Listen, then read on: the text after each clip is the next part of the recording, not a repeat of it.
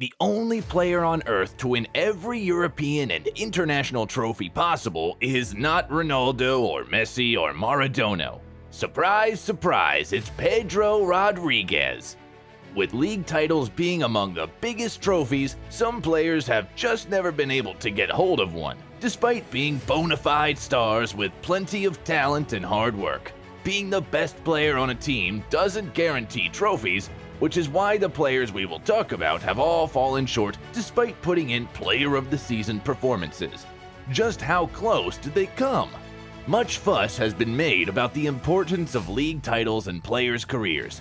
For some of these players, their loyalty to a club cost them silverware. Others couldn't boast of great teams despite being on the move, while Lady Luck just never favored a few others.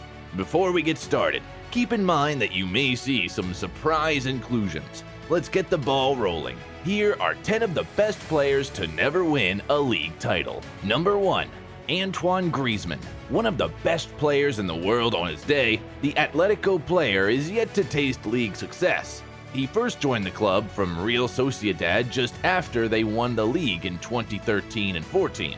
The Frenchman pushed for a transfer to Barca in 2019, only to return to Atletico 2 years later. But even while at Barca, his side couldn't topple a resurgent Real Madrid. Already 31, time is ticking for Griezmann. With Messi and Ronaldo now out of the way, it is time for the striker to re-establish himself as one of the most dangerous forwards in Spain, and then back it up with a league title. Although he has won the biggest trophy in football, the World Cup, he definitely wouldn't mind adding the league winner's medal to his repertoire. Next up, we have another World Cup winner and Frenchman. Number 2. Hugo Lloris. The brilliant goalkeeper is considered one of the best in the Premier League and in the world. The Frenchman surely deserves a league medal to his name for his exploits with Tottenham. However, for Lloris, it is likely a matter of playing for the wrong team.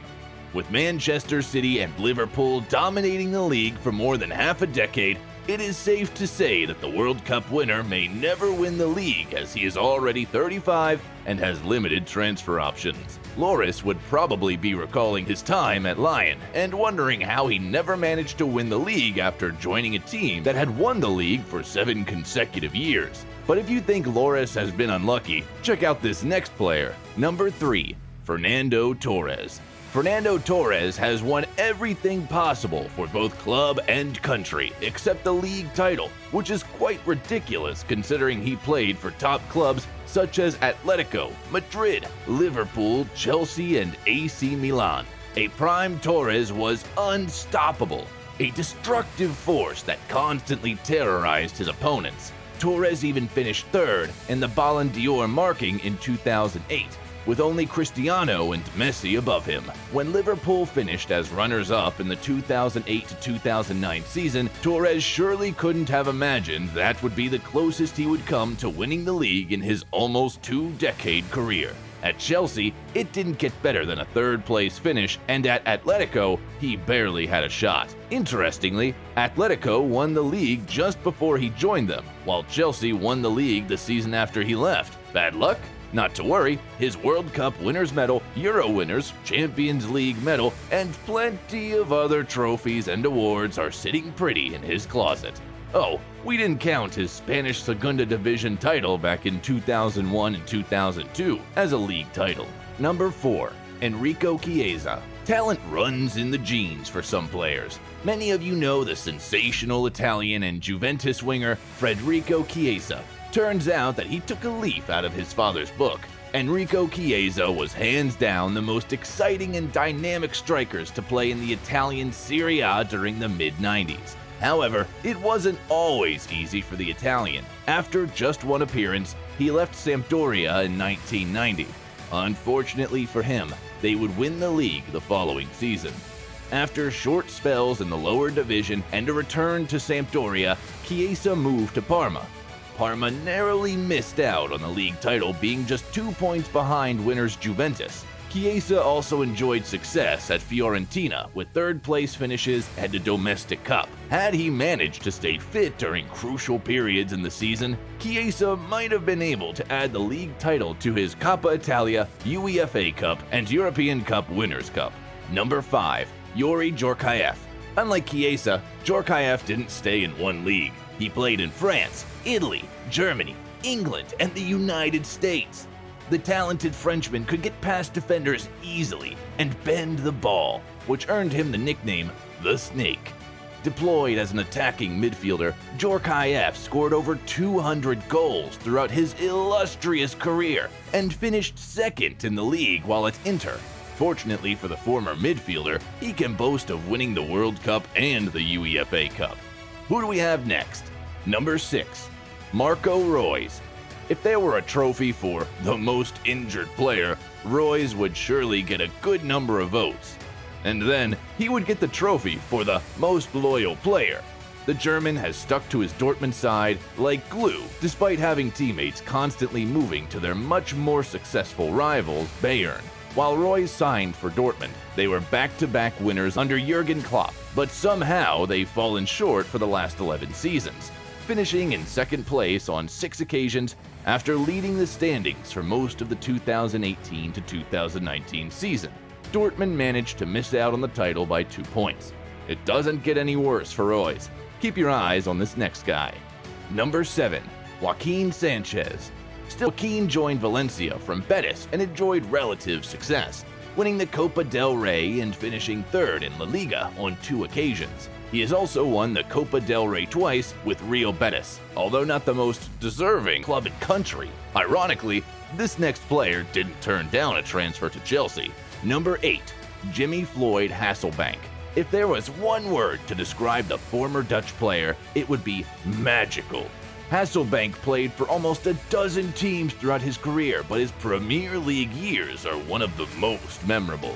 18 goals in 36 appearances was enough to earn him Premier League Golden Boot, helping Leeds United to a 4th place finish in the 1998-99 season.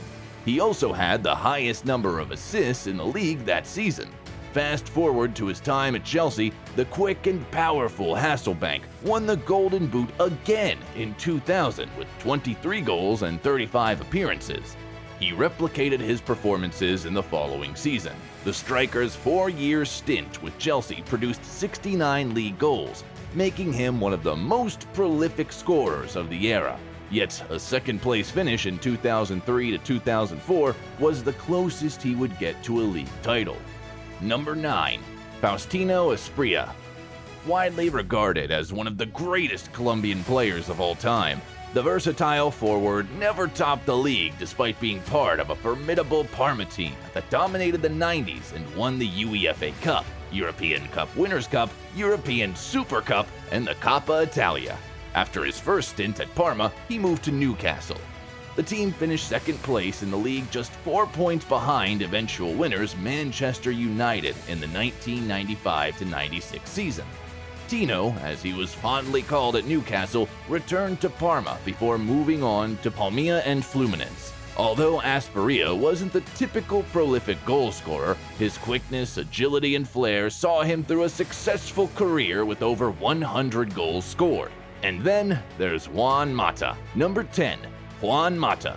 The Spanish midfielder, just like his compatriot Torres, is another victim of poor timing, having moved to Chelsea just 2 seasons after they won the league with Ancelotti, and then moving to Manchester United, who were already league winners but could not replicate the same feat.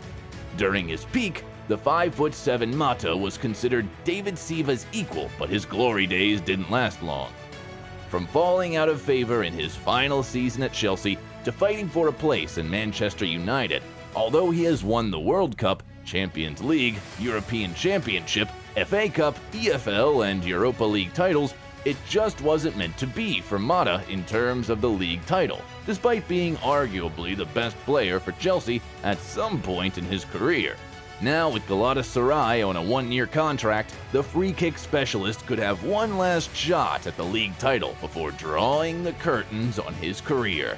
Above all the passion and glamour, winning trophies remains the most important measure of success for footballers. Although these footballers may have won the hearts of fans for their loyalty, near success, and even success on a bigger stage, not having won a league title would always leave a vacuum. But take nothing away from their successful careers. A league title for many of these players would be the icing on the cake.